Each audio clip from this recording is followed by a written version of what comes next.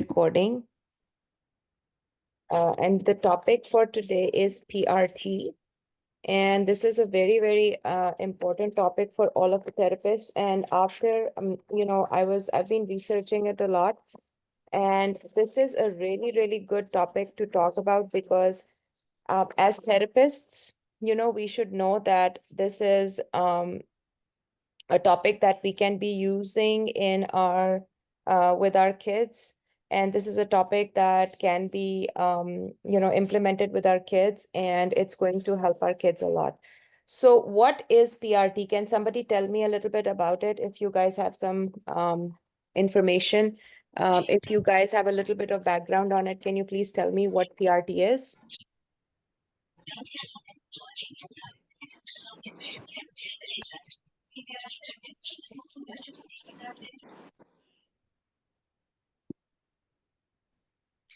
All right, I will start.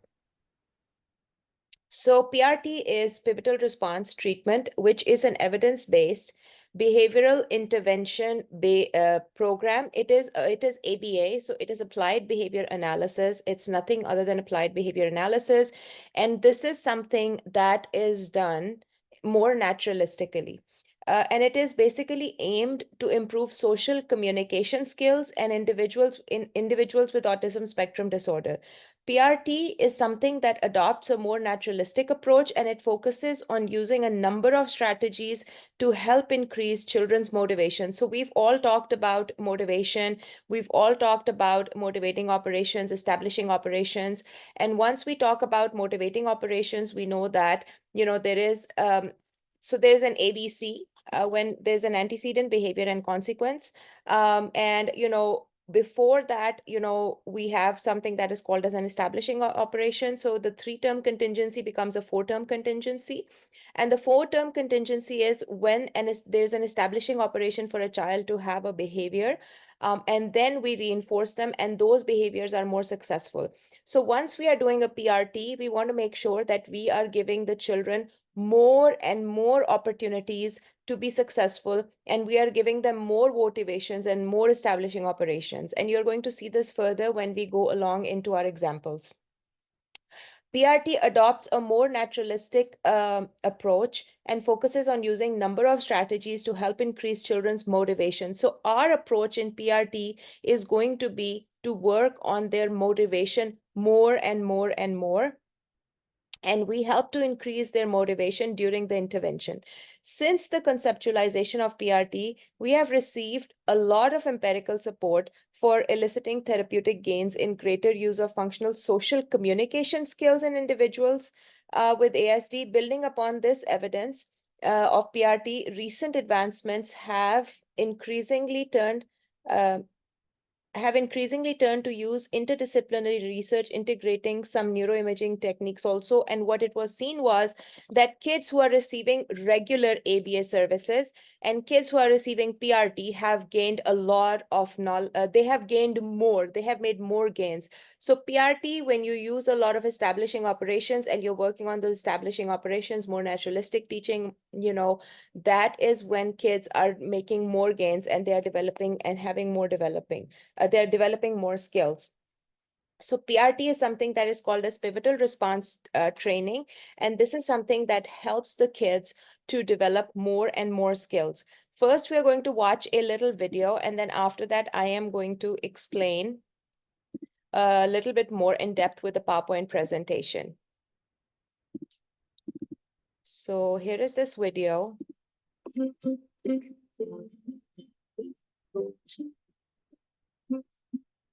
Hi, I'm Lacey Ogren, and I work as a speech-language pathologist in Redmond with our children who are early childhood special ed, so 3 to 5, in our ABA classes and our bridge program, which is one step less restrictive than our ABA classrooms. PRT stands for Pivotal Response Training, and it's focused on pivotal skill development. So what pivotal skills are foundational skills that support all different areas of development.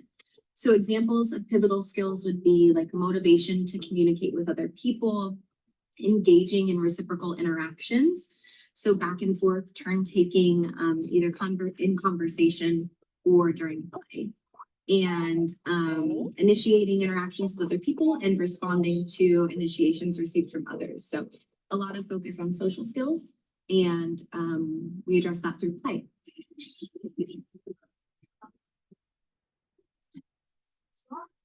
The craft is so good. Hey Pig, do you want some?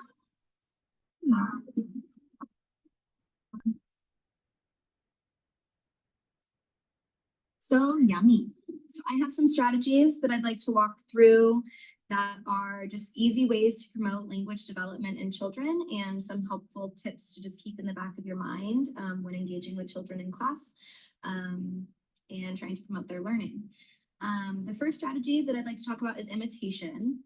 So what this is getting at is imitating the things that the child is doing. The purpose of this strategy is to encourage kids to notice us and care about the things that we're doing as another person in their environment.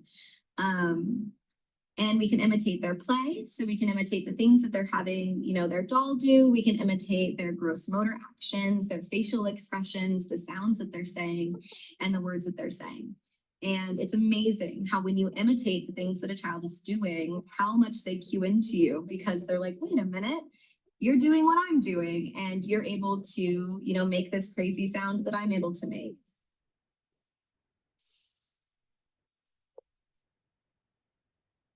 The next strategy I've titled Fun Words. What this is getting at is being really animated and fun. By being really animated, again, we're encouraging children to notice us and to pay attention to the language that we're using. So some examples that I have here are wee, boom, pop, zoom. I use crash all the time. Zoom and crash. There are so many opportunities to make toys crash, and kids love it. Fly. Zoom. Uh-oh. Flash. Airplane. Are you modeling okay? this kind of language it's fun for kids. And it's simple, and you can pair it with a lot of really functional vocabulary. This next strategy is self-talk and toy talk. These are strategies for modeling language. So often I hear people tell children, say, and then whatever they want them to say next. So often I'll hear it with say hi or say bye when they want, the child to engage in greeting someone who comes in or leaves the room, or say please, say help. But what we know about language development is that kids don't acquire language by being told what to say. Children acquire language by a lot of exposure to language. Help. I want help. So what is way more powerful than telling a child what to say is just saying it. When we talk more specifically about self-talk or toy talk, what we're getting at is modeling language by talking about the things that you are doing. So if I were engaging in using self-talk while playing with a child, I would talk about the actions that I'm engaging in. I am driving, I am sitting, I am eating, I like popcorn, anything that's referring to myself or the things that I am doing. That's self-talk. Toy talk is talking about the things that the toys are doing. Baby is eating, car is driving, dinosaurs stomping.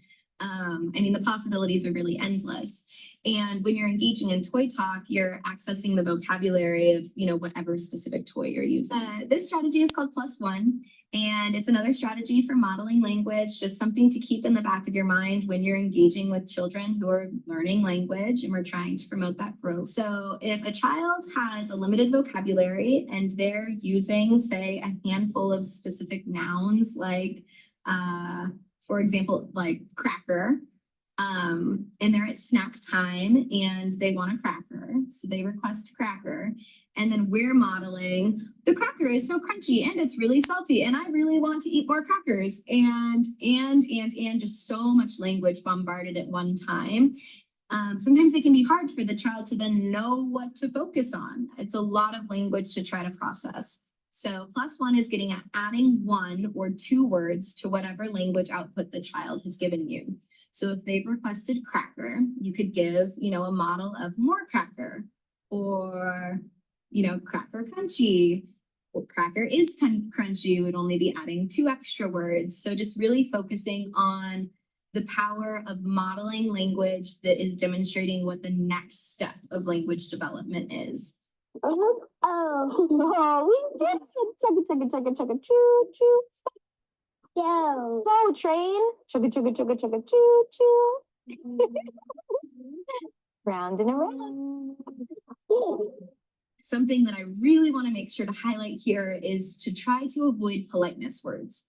So often I hear all the time, people will say, help, the child will request help, the adult will model help, please. The thing about politeness words is although we put a lot of weight on them for like social reasons, they're actually not that functional. So when we have children who have such limited vocabularies, please isn't going to get them very far. Please doesn't tell us if they're all done. Please doesn't tell us if they want more. Please doesn't tell us if they need help.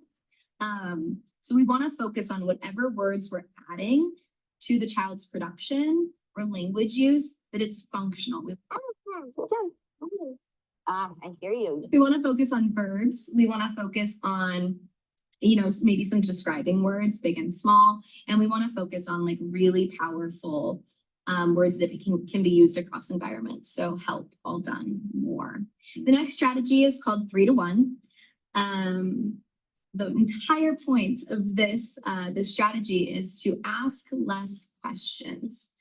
So as I've said before, we know that children acquire language through exposure. At this stage in development, children don't acquire language by quizzing. So 3 to 1, what it means is, it's highlighting for every 1 question you ask, try to sandwich it with at least 3 comments. So what this would look like is, do you want goldfish? Question. And then 3 comments. I like goldfish. Goldfish are crunchy. My goldfish can swim into my mouth. Because the more we comment and the more we're modeling language, the less demand we're placing on the child to access language to respond to us. But the more we're just providing learning opportunities to absorb all of the different language that we're using while around them. Okay, so this was the video, and now we're going to go into our PowerPoint presentation, and we'll go over the key points of pivotal response training. So, pivotal response training was developed by Dr. Kugel. Pivotal training is defined by Bismaro and Bogan as a method of systematically applying the scientific principles of applied behavior analysis to teach the learners with autism spectrum disorder.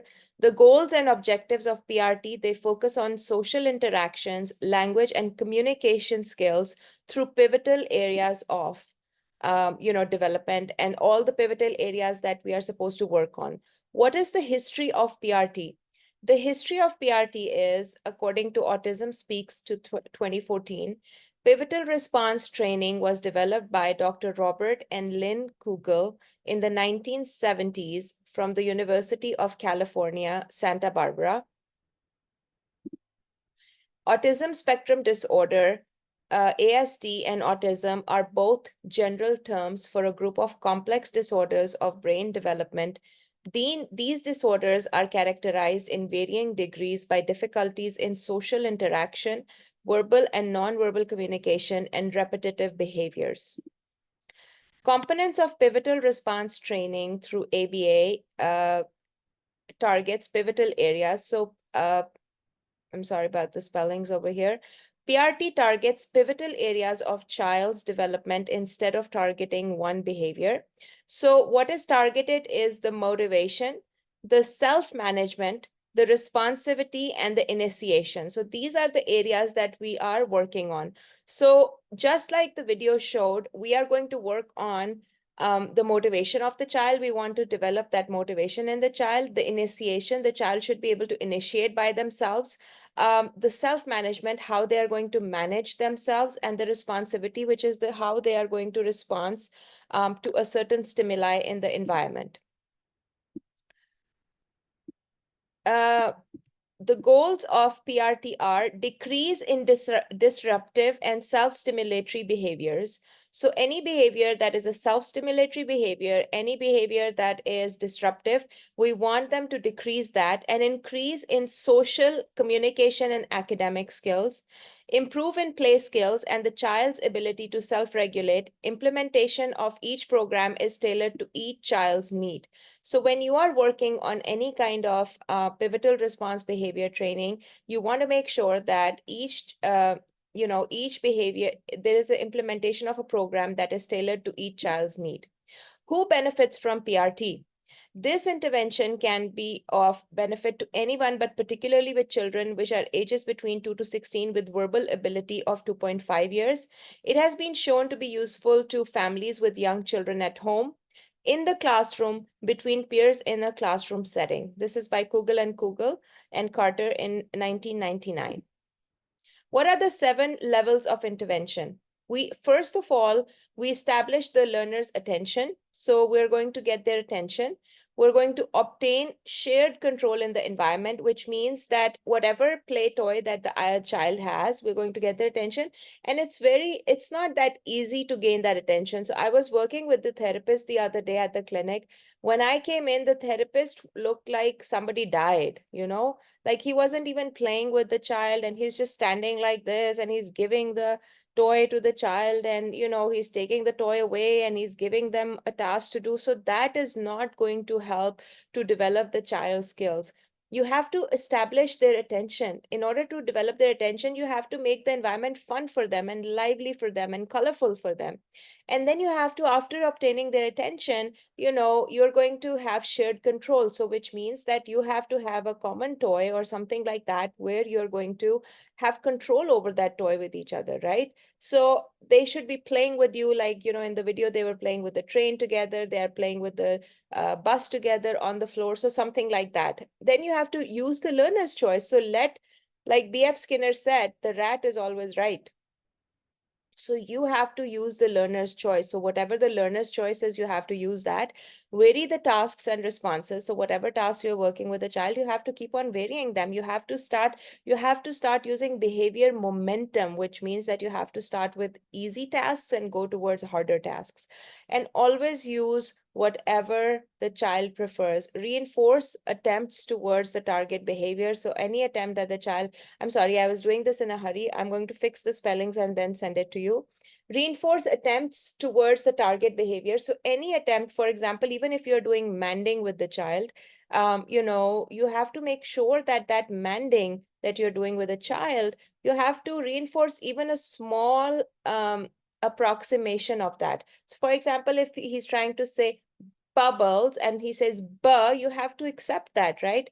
Reinforce any response attempt. So any response attempts that the child makes, you're going to reinforce that.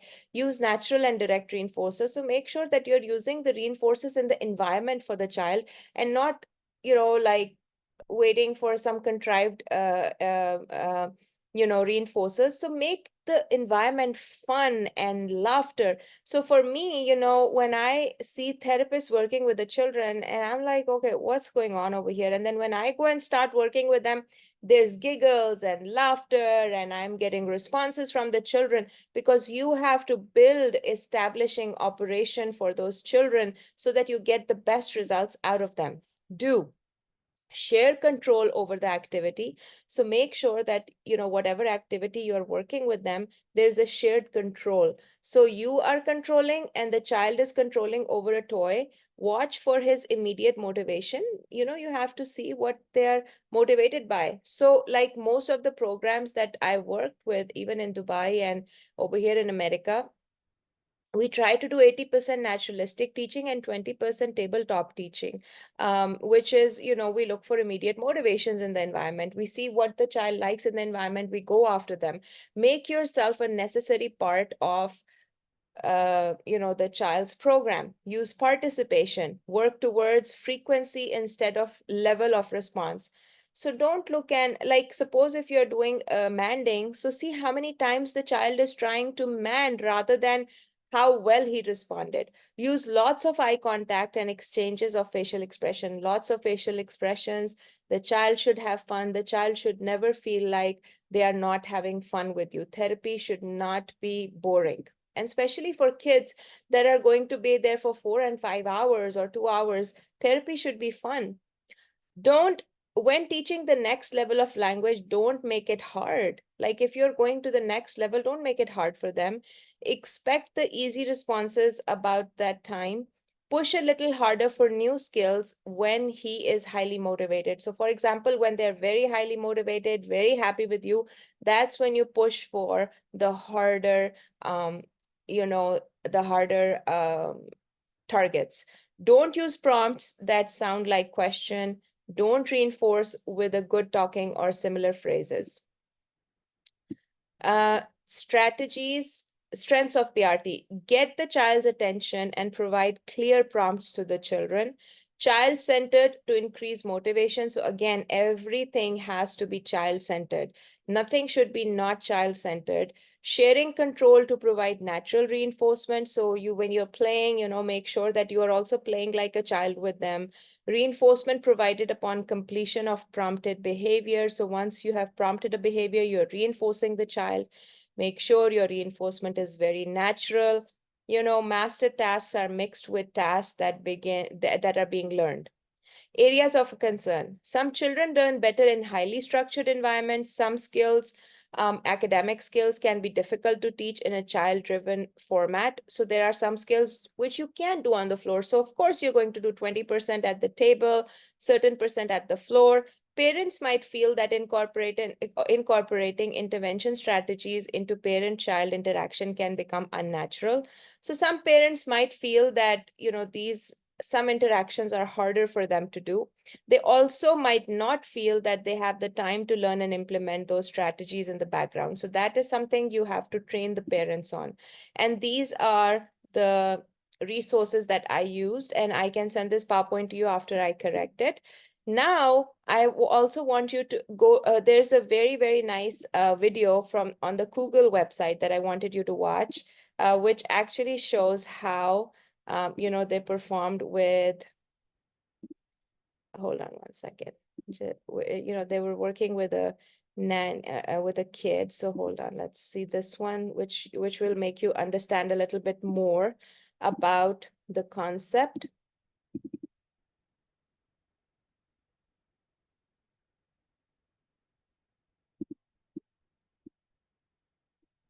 Christian speech. So Dr. Cagle introduced the communication technique.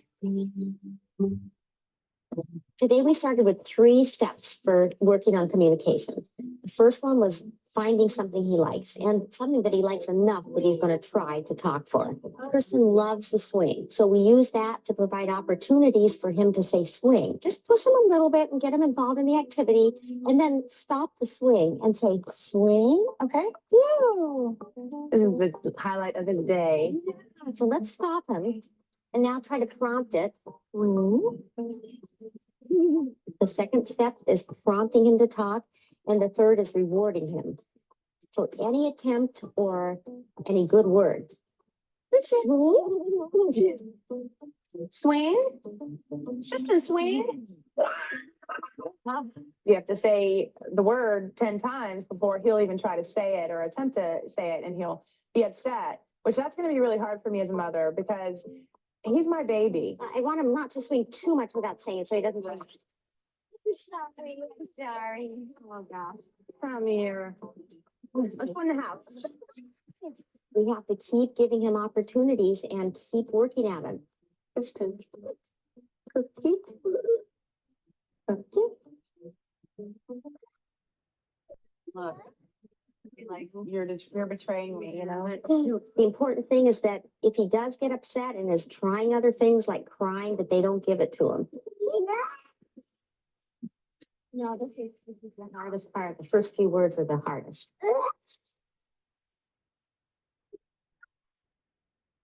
Pretty upset. Hey, look at me.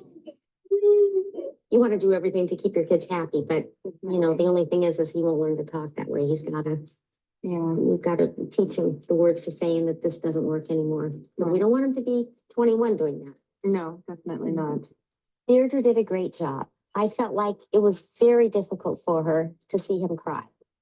But he has to learn that if he cries, it's not a good way to be. Did good, did good. Did good, did good. Did good. It's important that he learns that he's got to try to say the word in order to get the item that he wants. Tickle. Tickle.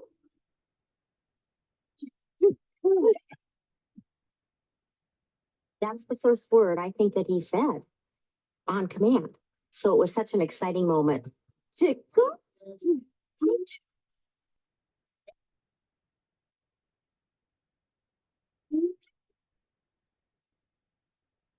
I think he's laughing and saying it. He knows what he's gonna get.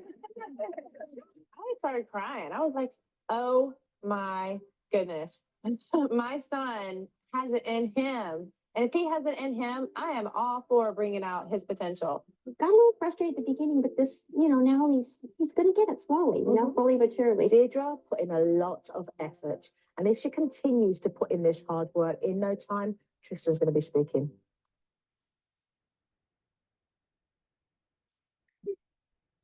Yay, Tristan!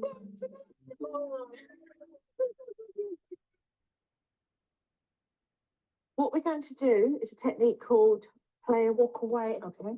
Deirdre gets frustrated that the girls follow her around everywhere. Your children follow you because they want your attention. They want to play with mummy. You can't expect them to leave you alone for 1 minute if you don't give them your time.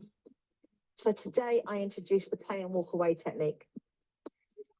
The first step is to bring them something that they will be interested in, okay, so that it's got their attention.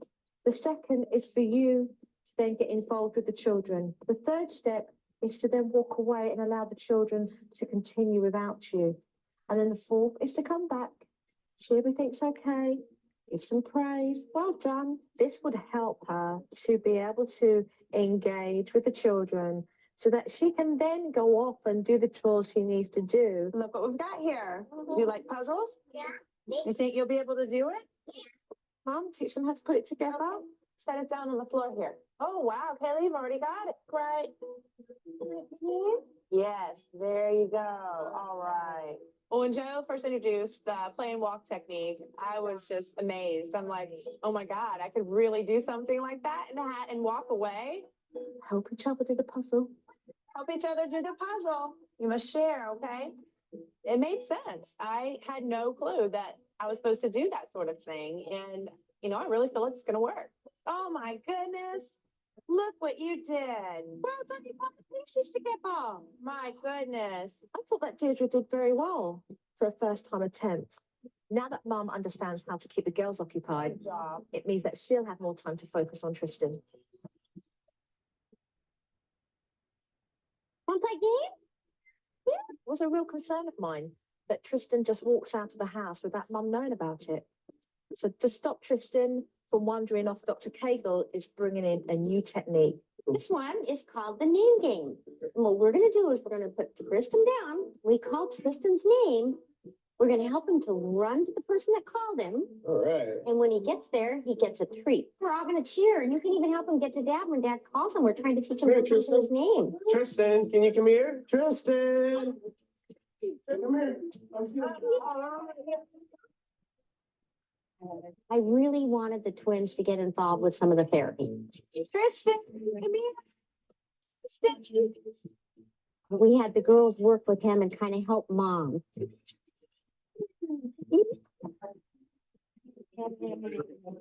He actually started coming when we were calling him, and Dr. Cagle kept the girls involved, which I thought was really great. Yeah. Do you like them? Okay. There are some things that are so simple that you would never even think of to use that we could have been doing. I was like, oh my gosh, it clicked in my head. I'm like, well, that's a great idea. Yeah. Tristan come closer into the family and feel more involved. Dr. Cagle suggested that the family learn how to include Tristan in the daily activities. Upset the table? Oh, let's go upset the table. When we went to set the table, I was really thinking that we're gonna pick up these spoons and he's just gonna bang them together and not gonna come of it. So, yeah. Great, that's wonderful. Let's sit down on that. You can see how he's learning so much by helping like Oh, this. right. Nice job, Dad. Setting the table with Tristan was the most moving moment I've had with my son. He was actually interacting with me and doing the same things. Okay, so this was something that I wanted to share with you guys about Dr. Kugel's website. And this is a really good website. You can go to this website if you want to do any kind of training. You can do training over there too. So this is what PRT is. As you saw in that video, you are doing you're even with the man training, the Dr. Kugel said you can swing him, and then once he swings, you stop him and you ask him to man for it. The first couple of words are going to be very hard for the child to do, but then slowly with the passage of time, once you're consistent, it's going to be done. The second point that Dr. Kugel made over there was that you don't want that the child is going to be 21 years of age and not talking. So this is a very, very important point. So this is what we have to explain to the parents, and this is what we have to explain to the therapist, that yes, in the beginning, it is very hard. The children, they cry a lot, but slowly with the passage of time, these things, they start getting better. So initially what we have to do is that we have to prompt these behaviors. We have to take the approximations of these behaviors. We have to reinforce the child. We have to have joint control over these things. But then slowly with the passage of time, we are going to see that when the child has these skills, he's going to get better and better and better. We also have to teach the children and the parents at home that what are the things that they can do with the other kids so that the other kids do not get neglected. So basically, when we are working on pivotal response training, we do some work at the clinical setting where we are working with the child, and then at the home also we are training the parents how to work with their families, how to work with the children, because ABA is a full-time job. ABA is something that we do like throughout the 24 hours that we are at home. So just like, in the beginning they were doing the tickles, the going on the trampoline and asking him to man for it, then also doing the swing, and then they got the child involved with the father to lay the table down. So make the children getting involved with doing the routines is also a part of the PRT, because once the child, so there's a difference between bribing the child and reinforcing the child. So bribing the child is going to be that if the child, like, I went to a house the other day. I was working with an adult client, and there was a therapist over there, not a therapist, there was a worker with him, and he was not taking his medicine. Now, this is a very big guy, and when he wasn't taking the medicine, the worker with him, who was just a staff member, comes and tells him, if you take the medicine, and if you take the medicine, and then he showed him the chips to bribe him to take the medicine.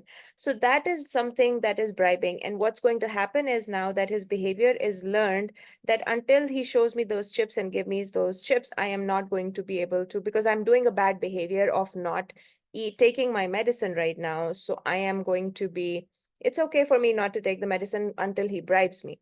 But we have to set the kids up for the success and not failure. And in order to set the kids up for success, what we need to do is we need to have their motivations in such a way that they should be motivated to do those behaviors, and then they need to get reinforced for those behaviors after after they do the behavior, and their learning history should be in a way that they keep on doing the behavior, and the reinforcement should keep their behaviors up.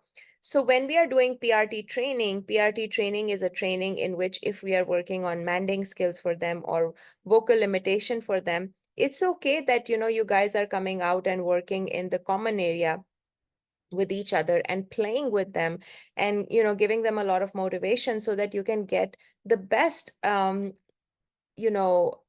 response out of them. So you don't have to just sit at the table and work with them. You can always be outside. You can be working, you can be sitting on the floor, looking through books together, and at the same time working on vocal imitation, working on manding skills, working on receptive skills together. And you can be doing all of these programs, and at the same time you are, interspersing your trials. The other day I was at the clinic, and I don't know if you guys have seen that video or not, but I had a video on my status where I am working with two kids. Both of them had different programs, but because when I entered the clinic, both of them were crying. So I just put myself in there and I interspersed the trials. I made them more fun, and I started working with them where I did manding skills, I did receptive skills, I did labeling skills, and I did intraverbals at the same time sitting at the table. So again, I did a lot of PRT at that time, did work together with them, made it more fun, and I did all these trials. I did all of these trials at the same time. I interspersed everything. It was more fun. I got more response. So there was a nonverbal girl who came to the clinic. She said zero manding behaviors, and now she has 30 words and she's saying them, but it's all when you make it fun for them. So basically, this is going to be my suggestion to all of you, that when you're doing PRT training, make sure that you are making your sessions fun. Make sure that you're working on the motivation of the kids. How to explain this to stubborn parents who fight you and ignore my basis supervisor's advice. I had to stop working with parents last month because she completely ignored basis law. Well, okay, so this is the thing that, when you have parents who are very stubborn, and I have those too, I think that, thank you, Hira. I think the issue is that you can take a horse to water, but you cannot force them to drink from it. That's where I am in my life now. I just, got a doctorate title also, and hopefully I'm waiting for my, degree to arrive soon. Uh, the thing is this, that I've been in this field for 24 years now. You can take a horse to water, you cannot force them to drink. So this is their life. At the end of the day, they are going to be responsible for it. They're going to be responsible for their own child. You're trying your level best, but if parents are not willing to do what they're supposed to do, then you've done your best. So like I even do 40 hours of free training for parents, for their IBT, RBT. And then, parents come in, they complain, oh, this didn't happen, this didn't happen. And I said, have you taken my training? Oh, we couldn't take it last month. We're going to take it this month. And then again, they're not in the training. And then one parent came in and she's like, I know everything. I have done so much research.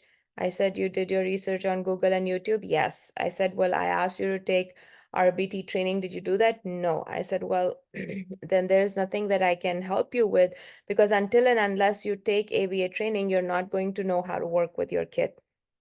So this is a huge issue that I face also all the time.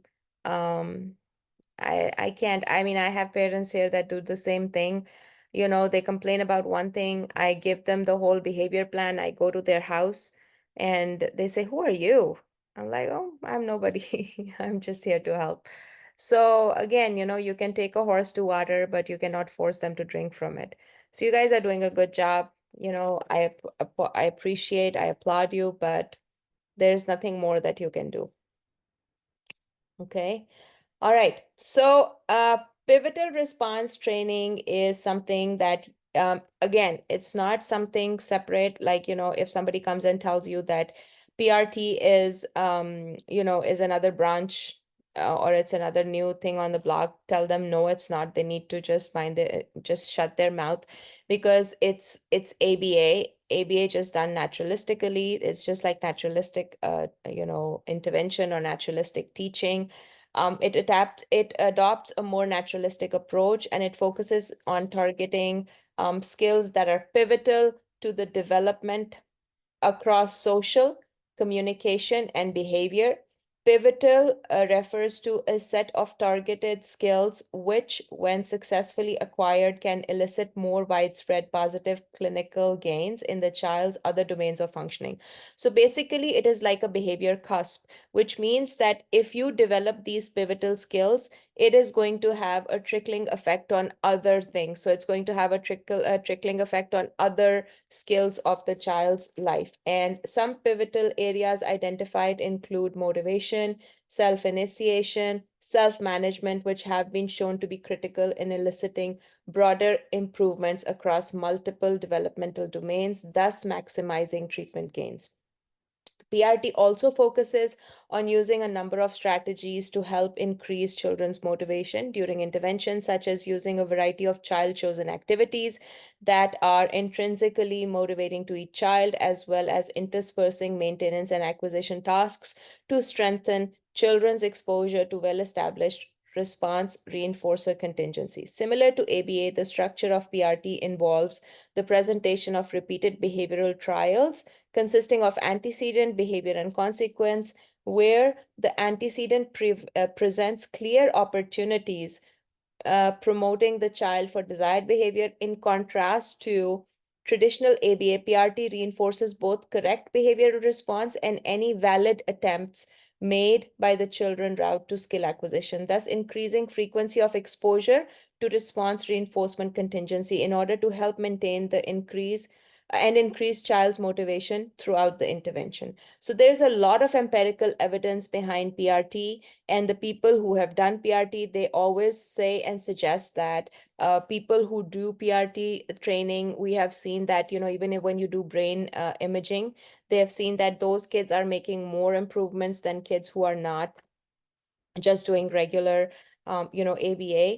And you also have to make sure that when you're doing PRT, you want to make sure that you are focusing on self-initiation, motivation, self-management skills. PRT has received much empirical support for eliciting therapeutic gains for promoting greater use of functional social skills in individuals with ASD, ranging from increased self-initiated social response to advancing collateral language acquisition following increased question asking behaviors.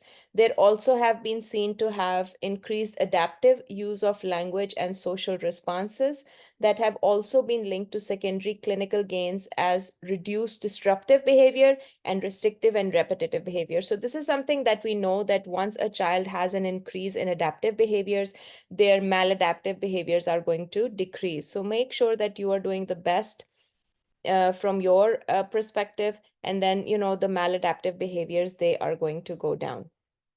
For example, the use of child-referred activities that carry high intrinsic motivation salience to children with ASD may be especially beneficial for providing opportunities to elicit joy and attention, as well as teaching children to engage in symbolic play. So again, if a child has intrinsic motivation, they're going to be playing with that child. They're going to be able to develop more activities, more words, more receptive skills when they are playing with those activities. As well as teaching children to engage in symbolic play. So symbolic play is also really good. Joint attention and pretend play are both crucial social skills underlying the emergence of higher order social cognition, such as perspective taking and the theory of mind development, and pivotal for securing children's competence at navigating social situations. Building upon the empirical evidence supporting PRT, recent advancements have increasingly turned to using interdisciplinary research, which is integrating neuroimaging to see that what are the progresses and the gains that kids are making. So is PRT, do you guys understand PRT? Are you guys okay with it? Are you going to be comfortable using PRT strategies at work, at home, and in training parents? And I'm going to send you another video to watch after my lecture today. That's about it from me for PRT. Okay? I will also send you this article that I was reading from. And I'm going to send you a recording of my video. Okay? Okay, ma'am. All right. Take care, guys. See you. See you on Sunday. It's more naturalistic teaching. Yeah. See you on Sunday for your last CU event. Okay, ma'am. Bye-bye. Yeah.